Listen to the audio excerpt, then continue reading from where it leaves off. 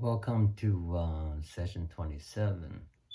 In the last session, we talked about the calendars in evidence of I guess, advanced civilization, and the Chinese calendar I just mentioned. Um, so, in this session, I'll talk a little bit more about the Chinese calendar. Um, for each and every Chinese emperor started a new regime in terms of a dynasty. One of the things would happen immediately is the marking of the dynasty with a new sub calendar, which basically to keep the number of years of the dynasty into, I guess, the account. So any citizen would immediately know, actually, all the time, how many years of a particular dynasty is into the history. The same system is kept in Japan with the new emperor started a new Japanese, I guess, sub calendar. For the first time, the Japanese emperor, the last one, retired, which of course never happened before. The new emperor started a new era, and which is marked. The same system also is still kept in Taiwan, where the First Republic of China ended the Manchurian Empire, uh, is still counting today. Of course, over 110 years. I don't know the specific because I don't live in that country and I'm not a citizen there. Actually, I never set my foot there. But that's a system I do know. It is still in existence, well preserved. And then you look at People's Republic of China. It does not have the same system.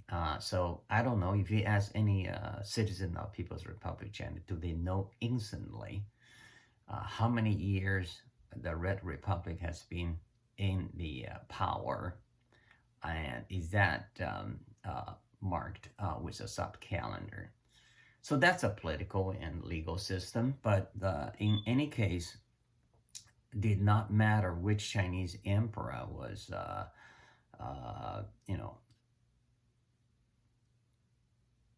I guess, lasting his dynasty. They all had to do one thing almost religiously. That is, at the first day of each Chinese calendar, the calendar has to be officially, the first day of every Chinese calendar year, which is apparently different from the Western. The Chinese royal court back then had to, in the name of the emperor of the dynasty, officially update the calendar. And the calendar, the Chinese calendar, now referred to as the farm calendar by the Chinese government today, for good reason, because the Chinese farmers, they could not do their farming activities without the Chinese farm calendar. Because if if you're a real farmer, that means, because lots of the farmers today, they're only namely farmers. They don't do any farming activities. They work at factories of some either just they they're doing more like industrial manufacturing rather than the farm productions. But for those who are still in the farming business as farmers, um, the Chinese old calendars or the farm calendars actually tell them down in detail to the day or date, to the date rather, that, when were they supposed to do what, for what particular farm, operations. So that basically came, you know, in a tradition of several thousand years. It's almost like a no-brainer, but look at the farm calendar and you know what you need to do, in the next couple of days and be prepared for it, with the material, with the tools, making sure you're doing exactly what the calendar was telling you to do. And hey, you'll be fine, right? That became a way not only to tell the date to do things, but also became some kind of knowledge to preserve, the specialized farming knowledge. And that was pretty productive, and I believe it still is. And because I began to practice, I never had the time, but I practiced, a little bit the gardening in my own garden. And now I realize, what I don't have is the knowledge of the Chinese calendar. Because my sister was sent to countryside to do to receive the quote unquote re-education. I didn't, but nevertheless, she had that exposure. I didn't. So I thought I was lucky somehow, but apparently there was a lacking there in my younger days, that I don't have that knowledge, and I don't know how to work with the Chinese farm calendar as they're referred to today. Excuse me. Um, so what is I guess really interesting here is remember in the last session we said you've got to have this astronomy knowledge and really advanced math. After the Mongolians invaded China, excuse me, we all know that Arabs, they had the very advanced maths as well. And we can see the evidence in the contemporary world today. What the the ancient Arabs contributed to the math world. So anyway, because a lot of Arabs were also, I guess, integrated to the Mongolian Empire and ruled by the Mongolians. So in the Yuan Empire, which was the Mongolian ruled empire, a big one, huge, the Arabs were brought in and pretty much dominated the calendar for the Mongolians. The Chinese took this, I guess, the backseat to that as far as the mathematics went. Obviously, I don't have the historical material or data to dig further. What happened and why? Was the Arab math like a superior to the Chinese, or was it because back then the Arabs in the Mongolian Empire were the second-class citizen, and the Chinese were basically the Chinese from the north were the third class, and the Chinese from the south were the fourth class citizen. So maybe that has something to do with it. But either way, it was the Arab mathematicians who were basically, they took the charge of the, astronomy observing stations, or observation stations. They were the one. So whoever was in charge of that, of course, they were, I guess, responsible for updating the calendars.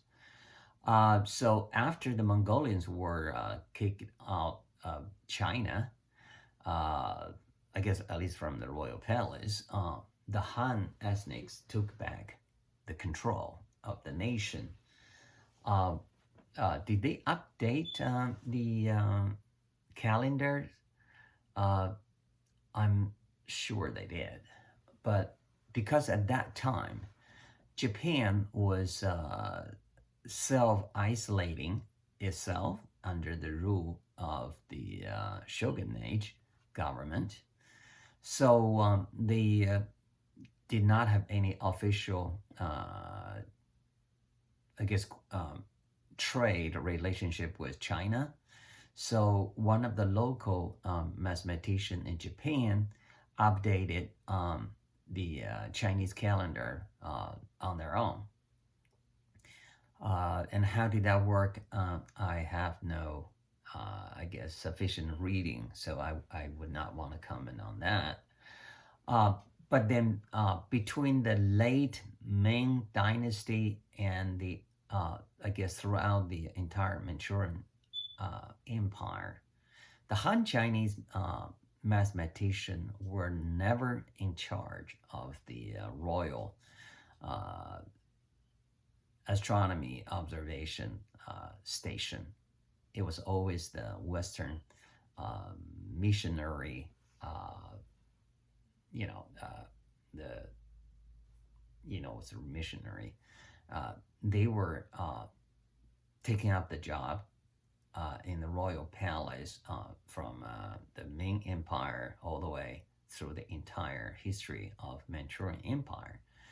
So the Chinese calendars from that point on was updated by mathematics contributed by the Western, namely the Europeans. Of course, it changed over time on the individual basis, but it was basically dominated by the Western. And don't ask me why. I have no clue. I did some reading on the historical information, but nothing really, I guess, explained to me why. For the Manchurian, it was because the emperors had a personal relationship. One, with the individuals, the Western individual, and then at the beginning of the Manchurian Empire, resettled back in Beijing, and that became a royal history. Tradition, because all the Chinese, they basically follow the, I guess, the president cases, and which became some kind of protocol and procedure. So once the first emperor started that, I guess all the others just follow the tradition. Otherwise it would become disrespect to the last emperor. Like you're challenging, you're questioning the reason of any doing. Set up the case, the example by the prior or the last emperor. So whoever just came to the throne will basically follow the tradition set up by the last one, and so that was the calendar, right? The calendars also, beside the farming, actually it had a lot. We're talking about the Chinese traditional calendar. It also had a lot of context built into it or embedded. Back then, and I believe still in the countryside of the contemporary China, a lot of people still practice that way. Basically, the same calendar that regarded as the farm calendar by the farmers also tell people, the Chinese people, is it that good day or good date to do certain things, okay? So, which has a lot to do with the luck, okay? So you would not go out and, let's say, to the market do certain things if the calendar tells you this is not the date to do it for the month. Then you don't do it. And that just, I believe, still stays active for not all the Chinese, but for some Chinese in the contemporary China. But that was the way it was for several thousand years for all the Chinese. So that tells you how important the Chinese calendar was, because it had the greatest impact on people's daily life. And that was why every single dynasty they had to, basically the official function, which was uh, the most important court government function to update the calendar uh, in the name of the dynasty every single year marked into that dynasty. And if you fail to do that, that means your royal court government is no longer in proper function. And that's a very, very bad sign. That means the days of the dynasty is numbered. So all this just, basically extending on the Chinese calendar in the concept that an advanced civilization will have to have the calendar, right? Which came from the advanced knowledge in astronomy and the advanced mathematics. And that's what the ancient Chinese had. And that's what really dominated the daily activities of old Chinese, from the royalties, nobilities, to the Chinese gentlemen, and all the way to all the different social ranking of the Chinese commoners. So that is that for this session of the 27th. Till next session, ciao.